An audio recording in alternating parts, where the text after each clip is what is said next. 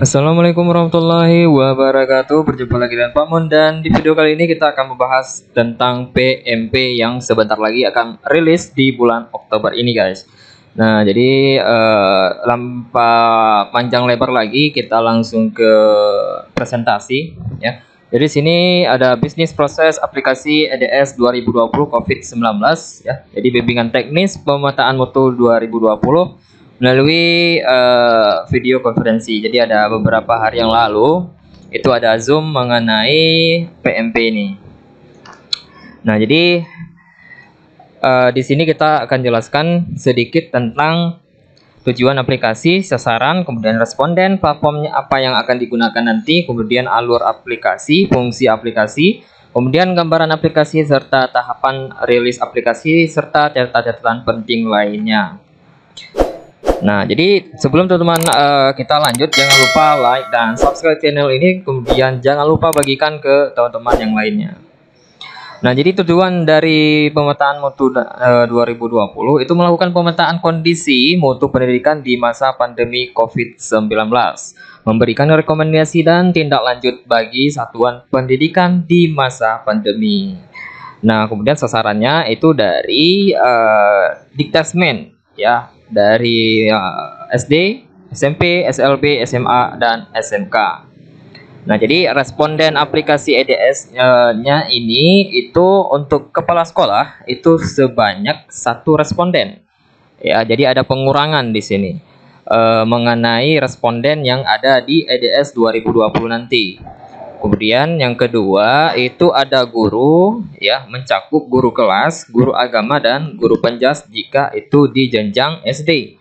Sebanyak 8 responden. Kemudian untuk jenjang SMP dan SMA itu guru mapelnya minimum 10 responden.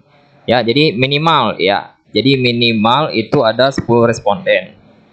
Dan untuk siswa sendiri itu tidak mencakup sebagai responden di EDS 2020 ya. Maklum mungkin di masa pandemi, jadi ada beberapa siswa kita ada bahkan 70% itu masih dalam daring ya, belum tatap muka. Nah, kami yang di Aceh ini masih sudah masuk tatap muka, dan nanti mungkin akan berubah-ubah, sehingga mungkin tim berkesimpulan untuk siswa dan komite tidak lagi dimasukkan sebagai responden.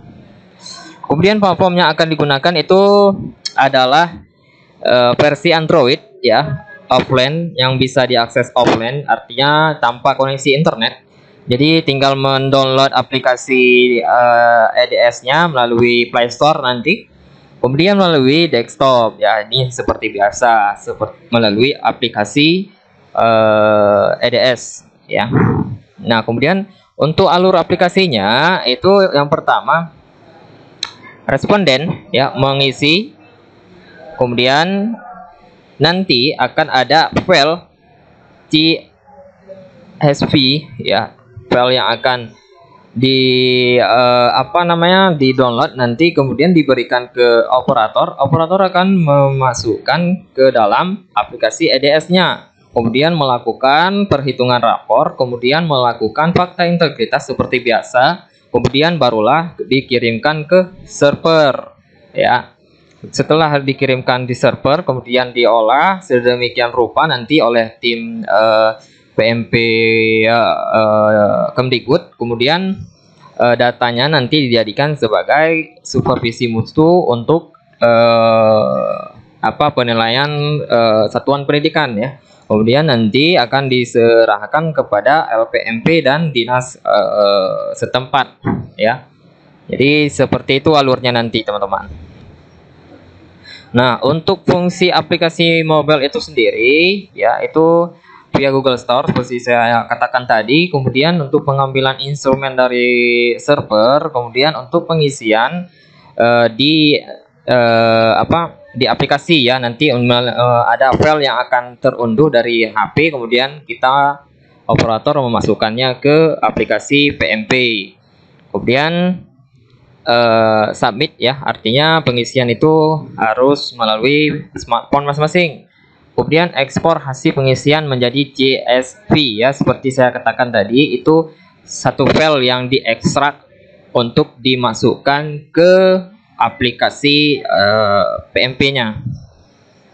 Kemudian untuk desktop itu seperti biasa install aplikasi, kemudian registrasi, tarik data dari Dapodik atau prefill ya. Jadi kita install aplikasi, kemudian nanti melakukan tarik data ataupun melalui prefill yang sudah disediakan seperti biasa. Kemudian ada pilihan untuk impor ya seperti saya katakan tadi. Kemudian pilih kandidat responden. Jangan lupa untuk mengaktifkan kandidat responden seperti biasa di tahun 2019.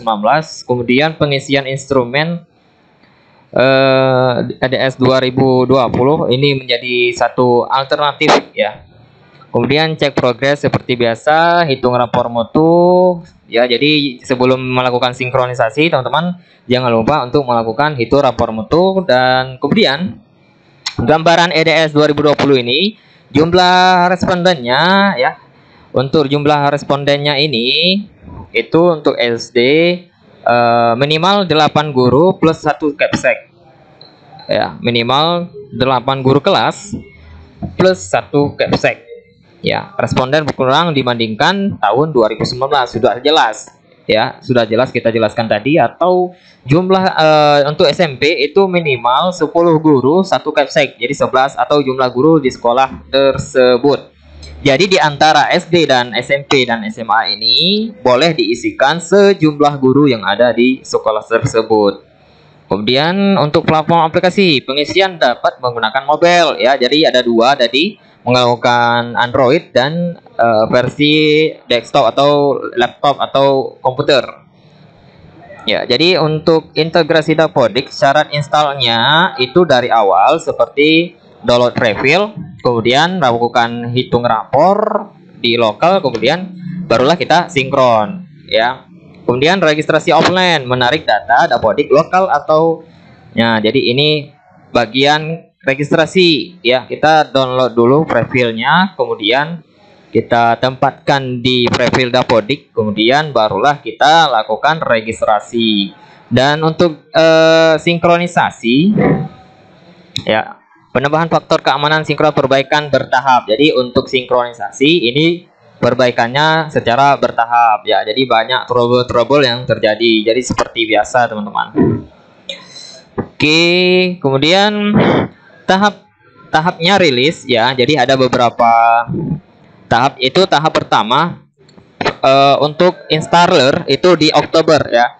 Kemungkinan mungkin nanti di akhir Oktober atau pertengahan Oktober. Kemudian ini akan ada pembaruan yaitu penambahan instrumen ya. Jadi mungkin ada penambahan instrumen EDS ya, ataupun pertanyaan-pertanyaan nanti yang akan bertambah. Kemudian penambahan registrasi ya, tarik data. Jadi sinkronisasi antara data Dapodik dan data PMP. Kemudian menu upload ya. Jadi ada menu upload untuk nanti diterima file CSV-nya yang akan kita convert ke aplikasi EDS-nya ya. CSV ini seperti file yang putih, seperti kita di bagian UN dulu ya. Kemudian perubahan jenis dan jumlah responden pengisi ya. Jadi perubahan seperti tadi saya jelaskan mengenai perubahan, jadi tidak termasuk lagi komite dan siswa. Kemudian pengecekan progres pengisian, sinkronisasi, menyesuaikan perubahan registrasi dan integrasi. Jadi tetap menyesuaikan antara sinkronisasi Dapodik dan sinkronisasi PMP-nya. Nah, kemudian di sini pack keduanya itu pembaharuan instrumen ya untuk SLB. Jadi tingkat PAUD pun ada PMP-nya nanti. Kemudian untuk menghitung rapor mutu menggunakan Dapodik lokal ya. Jadi aplikasi Dapodik juga berpengaruh di sini ya teman-teman. Jadi tanpa aplikasi Dapodik kita tidak bisa melakukan perhitungan ya, perhitungan rapor mutu. Jadi jangan sampai Dapodiknya hilang, teman-teman menghitung rapor mutu itu jangan. Jadi harus ada antara Dapodik dan PMP itu harus ada secara bersamaan. Kemudian sinkronisasi menyesuaikan perubahan pembaharuan. Jadi kalau nanti Dapodiknya mungkin ada perubahan, maka akan menyesuaikan pembaharuan juga di PMP-nya. Jadi seperti itu. Catatan penting, aplikasi EDS dapat diinstal hanya pada laptop yang sudah terinstall Dapodik. Seperti saya katakan tadi, yang sudah terinstall Dapodik. Jadi tanpa Dapodik, PMP ini jangan diinstal ya. Jadi nanti akan berpengaruh datanya. Kemudian untuk registrasi dilakukan secara offline. Dapat menggunakan data Dapodik lokal, sekolah maupun dari server menggunakan Prefill. Jadi registrasinya seperti biasa dilakukan secara online dan dapat menggunakan Dapodik lokal ya, maupun dari server menggunakan Prefill. Jadi bisa online dan offline. Jadi seperti itu teman-teman. Pengisian instrumen oleh responden dianjurkan menggunakan ponsel pintar berbasis Android ya.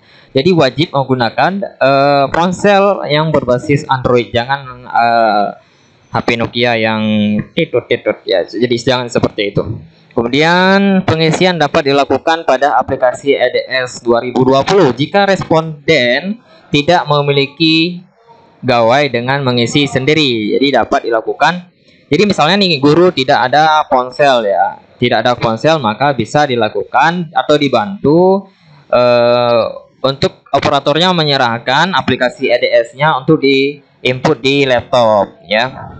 Kemudian rilis aplikasi itu dilakukan 2 tahap, yaitu Oktober ya. Tahap 1 fokus pada pengisian, tahap kedua itu rapor mutu ya. Jadi teman-teman ketika rilis Oktober nanti ataupun di pertengahan itu teman-teman fokus dulu ke install dan pengisian instrumennya. Kemudian nanti di November itu fokus kepada perhitungan rapor mutu dari sekolah ya.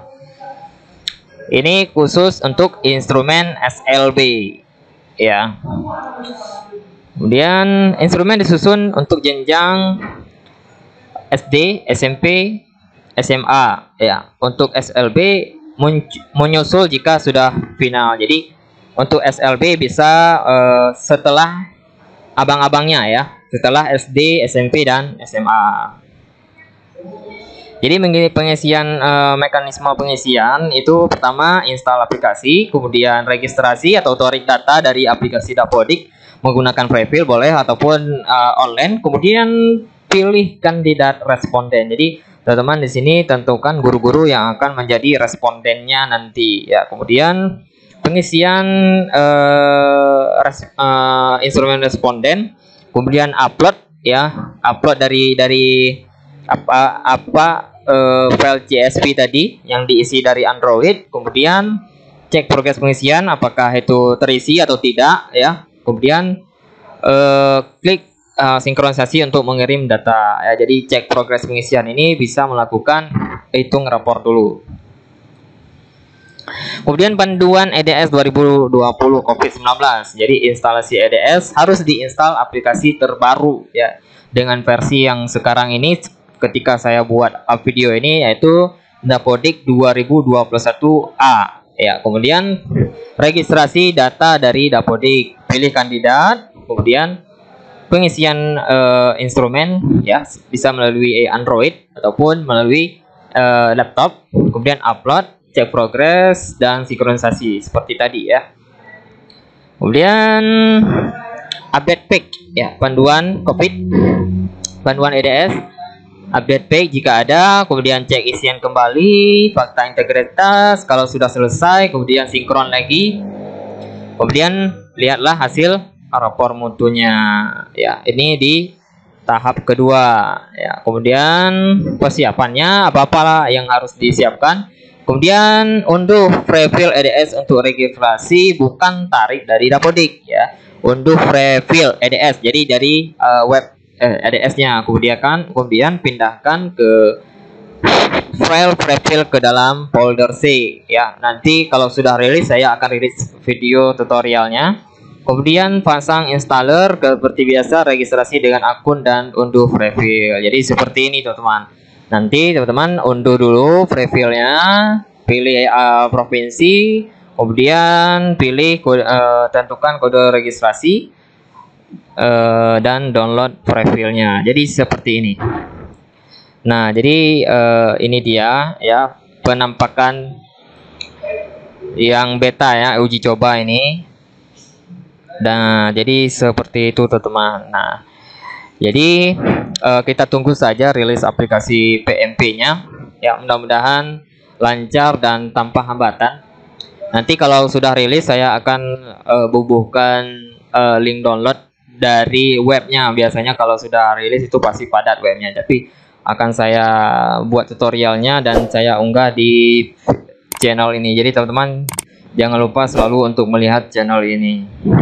Terima kasih, mudah-mudahan informasi ini berguna dan bermanfaat. Sekali lagi, jangan lupa di-share ke teman-teman yang lain. Semoga ini bermanfaat. Terima kasih, saya Pak Mun. Sampai jumpa kembali dan assalamualaikum warahmatullahi wabarakatuh.